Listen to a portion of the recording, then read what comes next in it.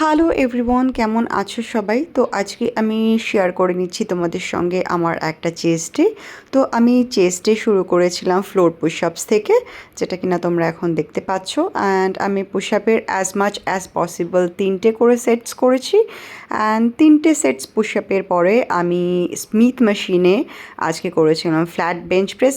Usually আমি flat bench প্রেসটা normally free বারে করি, আদারওয়াইজ ডাম্বেলে করি। যেহেতু আজকে সবগুলো বেঞ্চই মানে অকুপাইড ছিল, সো আমি দেখলাম যে টাইমটা ওয়েস্ট না করে এখানে আমার স্মিথ মেশিনে করে নেওয়াটা বেটার হবে। সো আমি স্মিথ মেশিনে ফ্ল্যাট বেঞ্চ প্রেসের করেছিলাম 3টে সেটস। অ্যান্ড 3টে সেটস ফ্ল্যাট বেঞ্চ প্রেসের পরে আমি করেছি incline bench press. And incline bench প্রেসেরও আমি 3টেই সেটস করেছি। অ্যান্ড ইনক্লাইন বেঞ্চ প্রেসের পরে ইউজুয়ালি আমি ডিক্লাইনটা করি, কিন্তু আজকে আমি ডিক্লাইন করিনি। অ্যান্ড আজকে আমি করেছি কেবল ফ্লাই।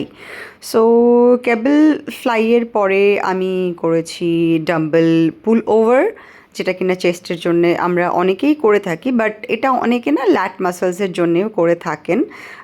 আমি মেইনলি চেস্ট ডেজে করি এটা।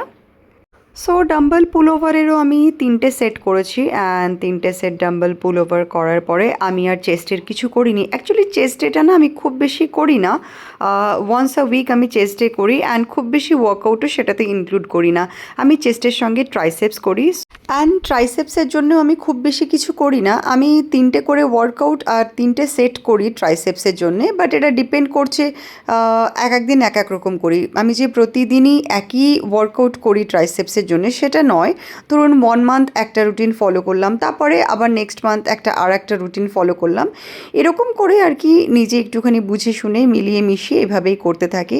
And thank you so much for watching.